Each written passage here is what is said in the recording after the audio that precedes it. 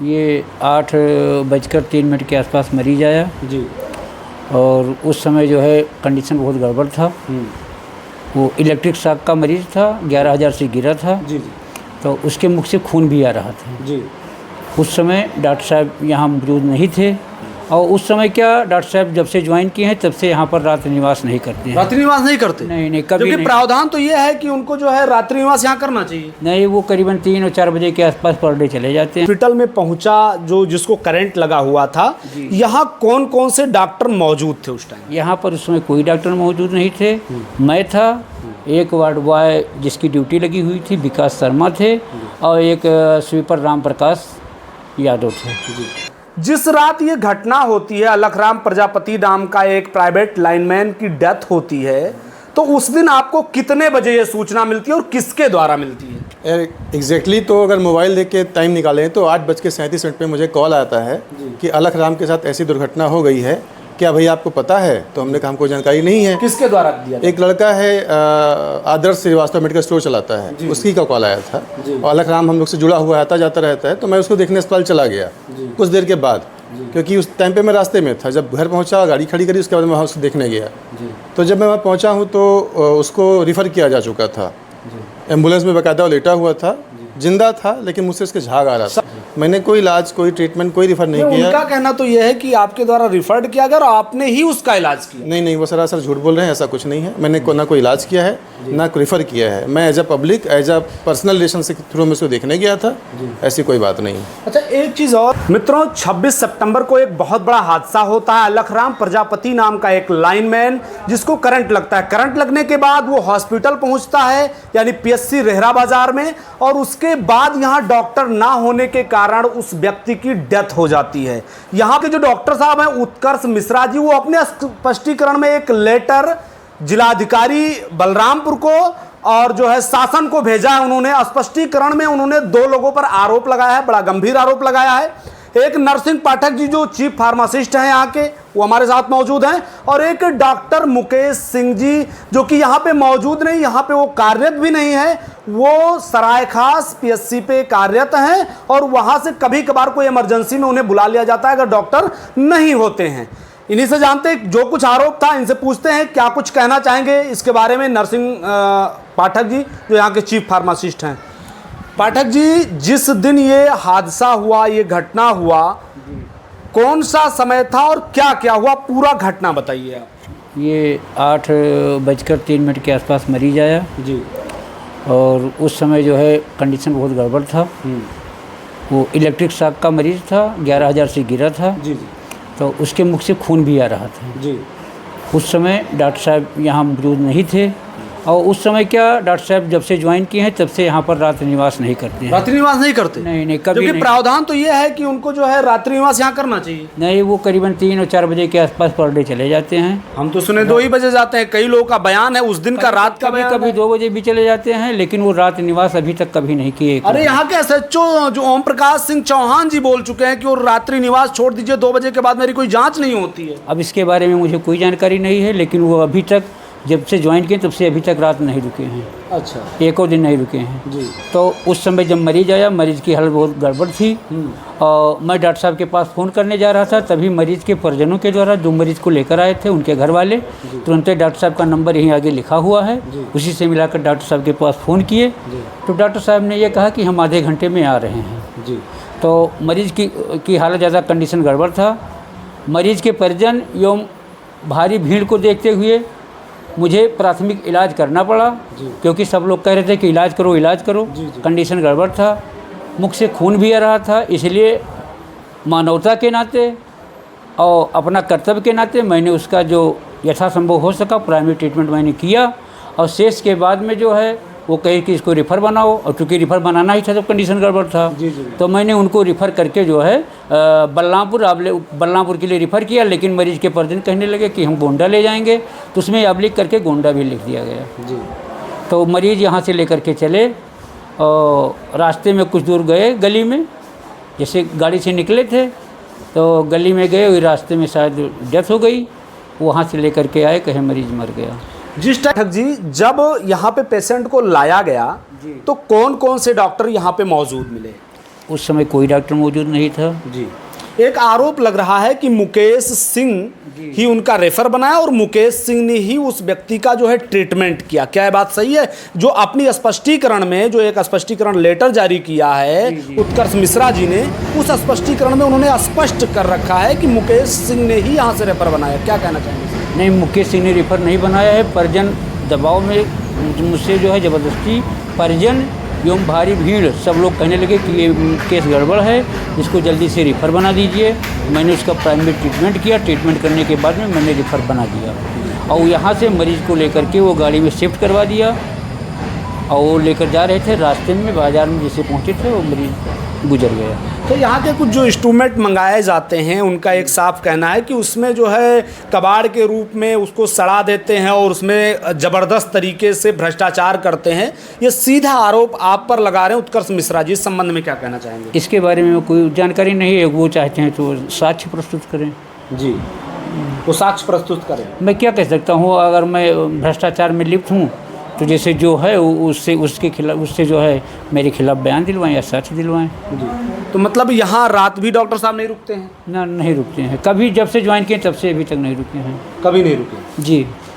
अच्छा, एक और भी आरोप उस पत्र में उन्होंने लगाया कि बाहर की जितनी भी दवाएं हैं वो आपके द्वारा लिखी जाती हैं। हमें इसके बारे में कोई जानकारी नहीं। अगर कोई किसी मरीज़ को मैंने लिखा है तो उससे जो है स्पष्टीकरण मुझे यानी द्वारा लिखवाया जाए। भाई कंप्लेंट करता तो चाहिए।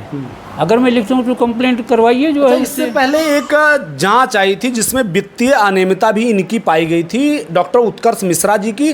और डॉक्टर बीपी सिंह जो यहाँ के एडिशनल सेमो हैं, उन्होंने जांच किया था, उसमें वित्तीय अनियमितता पाई गई थी और उसमें आपने जो है आरोप इन पर लगाया था कि जो है हमारी कॉलर वगैरह पकड़े हैं और कभी नहीं, वित्तीय अनियमितता से कोई मतलब नहीं है। तो मेरे संज्ञान में आया है कि डॉक्टर बीपी सिंह आए थे, यहाँ जाँच किए थे, कुछ जो है उनके बारे में लिखे थे, लेकिन मुझे उसके बारे में कोई यानी वो नहीं है। नहीं, ये भी उसमें लिखा था कि स्टाफ के साथ बदतमीजी भी करते हैं। हाँ, स्टाफ के साथ अक्सर किसी का मोबाइल पटक देते हैं, किसी को गाली देते हैं और जनतापूर्व व्यवहार करते हैं। कोई स्टाफ इनसे खुश भी नहीं है। सबको कुछ ना कुछ ये कहते ही रहते हैं। जब होता है, जब मुझसे बार बार जो है लड़ खड़े होते हैं और चूंकि अधिकारी हैं तो मैं कुछ कह नहीं सकता। कॉलर तो मेरा पकड़े थे, लेकिन वो जाने, वो डॉक्टर हैं, वो कॉलर पकड़ सकते हैं। मैंने कुछ उनको नहीं कहा। मेरे तरफ से कोई ऐसी बात नहीं कही गई कि जिससे उनको उनकी आत्मा आहत हो। वो मेरा कॉलर तो पकड़े, वो कहे हमको कहे देख लेंगे, ये है वो है, लेकिन वो जाने, डॉक्टर साहब जाने। मित्रों, ये थे हमारे साथ चीफ फार्मासिस्ट पीएससी रेहरा बाजार के पाठक जी, जो 26 तारीख को जो ये घटना होती है, 26 सितंबर को पेशेंट आता है, लेकिन भीड़ को देखते हुए इन्हें उसका इलाज भी करना पड़ता है। उसके बाद ये रेफर भी बना देते हैं। इनका कहना यह है, जो उत्कर्ष मिश्रा द्वारा, डॉक्टर उत्कर्ष मिश्रा द्वारा जो लेटर जारी किया गया अपने स्पष्टीकरण में, उन्होंने ये लिखा है कि डॉक्टर मुकेश सिंह और पाठक जी ने मिल करके इलाज किया। तो ये सिर्फ भीड़ के दबाव में आकर के इन्होंने उसका रेफर बना दिया, जबकि उस टाइम इनका साफ ये कहना है कि डॉक्टर मुकेश सिंह यहाँ पे मौजूद ही नहीं थे। बाद में आए, सिर्फ उस पेशेंट को सिर्फ जैसे परिचय में वो बताया कि हमारे परिचय में है, तो उसको सिर्फ देखने के लिए लास्ट में आया जब वो डेथ करने की स्थिति में था। उससे पहले जो है यहाँ पे मुकेश सिंह मौजूद नहीं थे। उसके बावजूद भी अब सोचने की बात है, एक ऐसा भ्रष्ट डॉक्टर शायद मैंने तो अपने कैरियर में नहीं देखा, क्योंकि ये भ्रष्टाचार कोई एक दिन का नहीं है। जब से इनकी यहाँ पे ड्यूटी है, जब से यहाँ कार्यरत है, तब से आज तक किसी भी दिन इनका जो है रात्रि निवास नहीं हुआ है। यहाँ तक कि यहाँ के थाना प्रभारी ओपी सिंह चौहान ने भी इस बात को बताया, जानकारी दी, और आप लोगों ने उस दिन बाइट में भी देखा होगा, उन्हें स्पष्ट कर दिया कि 2 बजे के बाद कोई भी जांच हम भेजते हैं तो वो जांच हमारी नहीं हो पाती है। कारण यह है कि वहाँ पे कोई डॉक्टर मौजूद नहीं होता है। अब सोचिए, डॉक्टर को दूसरा भगवान माना गया इस पृथ्वी पर, उसके बावजूद भी इस तरीके के अगर डॉक्टर पेश आते हैं पेशेंट के साथ, स्टाफ के साथ और भी जो है अधिकारियों के साथ, तो सोचिए क्या कायाकल्प होगा इस देश का और कैसे स्वास्थ्य व्यवस्था सुधर पाएगी इस प्रदेश की। चलने लगा ना मित्रों, 26 सितंबर को एक बहुत बड़ा हादसा होता है, जैसा कि आपने वीडियो में देखा भी होगा। और एक उत्कर्ष मिश्रा जो MOIC पद पे रेहरा प्राथमिक स्वास्थ्य केंद्र में कार्यरत हैं, और उन पर एक बहुत बड़ा आरोप लगता है कि उनकी लापरवाही के कारण इतना बड़ा हादसा होता है। लेकिन उन्होंने एक स्पष्टीकरण लेटर शासन को और जिला अधिकारी बलरामपुर को भेजा है। उस लेटर में ये स्पष्ट किया है कि एक डॉक्टर जो आयुष के थ्रू मुकेश सिंह हैं, उन पर उन्होंने एक आरोप लगाया है कि वो सरायखास में तैनात हैं, कि उन्होंने उसका ट्रीटमेंट किया और ट्रीटमेंट करने के बाद उनके द्वारा रेफ़र किया गया और फिर जाकर के उस व्यक्ति की डेथ हो गई है। हम रेहरा में इस समय मौजूद हैं और हमारे साथ वो डॉक्टर साहब डॉक्टर मुकेश सिंह जी मौजूद हैं। इन्हीं से जानते हैं क्या कुछ वो जो आरोप लगा है वो सत्य है या क्या कुछ उस आरोप के संबंध में डॉक्टर साहब कहना चाहेंगे। डॉक्टर साहब, आप जो है सरायखास में कार्यरत हैं। जिस रात ये घटना होती है, अलखराम प्रजापति नाम का एक प्राइवेट लाइनमैन की डेथ होती है, तो उस दिन आपको कितने बजे ये सूचना मिलती है और किसके द्वारा मिलती है? एग्जैक्टली तो अगर मोबाइल देख के टाइम निकालें तो 8:37 पे मुझे कॉल आता है कि अलखराम के साथ ऐसी दुर्घटना हो गई है, क्या भैया आपको पता है? तो हमने कहा हमको जानकारी नहीं है। किसके द्वारा दिया? एक लड़का है आदर्श श्रीवास्तव मेडिकल स्टोर चलाता है, उसकी का कॉल आया था और अलखराम हम लोग से जुड़ा हुआ आता जाता रहता है, तो मैं उसको देखने अस्पताल चला गया कुछ देर के बाद, क्योंकि उस टाइम पे मैं रास्ते में था। जब घर पहुंचा, गाड़ी खड़ी करी, उसके बाद मैं वहाँ उसको देखने गया। तो जब मैं वहाँ पहुँचा हूँ तो उसको रिफ़र किया जा चुका था, एम्बुलेंस में बाकायदा लेटा हुआ था, जिंदा था, लेकिन मुझसे उसके झाग आ रहा था। समय क्या रहा होगा? अब 8:37 के बाद जो 10-15 मिनट और लगा हो, करीब 9 बजे के आसपास, मान लीजिए 9 के आसपास ही। तो मैंने पूछा कि कंडीशन क्या है, तो बोले कंडीशन बहुत अच्छी नहीं है, जो जनरल स्टाफ वहाँ का था अस्पताल का। उसके बाद जैसे गाड़ी आगे बढ़ी और कुछ दूर गई तो उसकी साथ डेथ हो गई, तो लोग रोना चिल्लाना शुरू किए। फिर गाड़ी वापस आ गई। उसके बाद मैं अपने घर चला आया। मैंने कोई इलाज, कोई ट्रीटमेंट, कोई रिफ़र नहीं किया। उनका कहना तो यह है कि आपके द्वारा रिफर्ड किया गया और आपने ही उसका इलाज किया। नहीं, वो सरासर झूठ बोल रहे हैं, ऐसा कुछ नहीं है। मैंने ना कोई इलाज किया है, ना कोई रिफ़र किया है। मैं as a public, as a personal relation से थ्रू में उसको देखने गया था, ऐसी कोई बात नहीं। अच्छा, एक चीज़ और कि डॉक्टर साहब का कॉल आपको कितने बजे आता है, डॉक्टर उत्कर्ष मिश्रा का? क्योंकि वो भी उस जो है स्पष्टीकरण में उन्होंने स्पष्ट किया कि मेरे द्वारा भी कॉल किया गया, उसमें क्या? नहीं, वो उनका कॉल करीब रात में 11 बजे के आसपास आया है जी। वो भी शायद कोई नया नंबर था या कोई दूसरा नंबर रहा होगा। नहीं, जो मेरे पास नंबर, उस नंबर से कॉल तो नहीं था, लेकिन उनका कॉल करीब 11 रात में आया है। मुझसे उन्होंने पूछा क्या हुआ, तो मैंने बताया ऐसा ऐसा मैटर हुआ था, बस। इससे ज़्यादा मेरी कोई बात नहीं। क्या कहना चाहेंगे प्रशासन से इस मामले? प्रशासन से कहूँगा कि अब देखें इस मामले को, क्या है, क्या झूठ है, क्या सही है, अपना निर्णय लें। हमने ऐसा कुछ किया नहीं, हमने अपना लिखित बयान भी सीएमओ साहब को दे दिया है। सोचने की बात है मित्रों कि ये हमारे साथ डॉक्टर मुकेश जी हैं, जिन्होंने बड़ी ही बाखूबी से जो कुछ था उन्होंने बताया कि मेरे द्वारा ना तो उस पेशेंट का इलाज किया गया और ना ही मेरे द्वारा उस पेशेंट को रिफर्ड किया गया।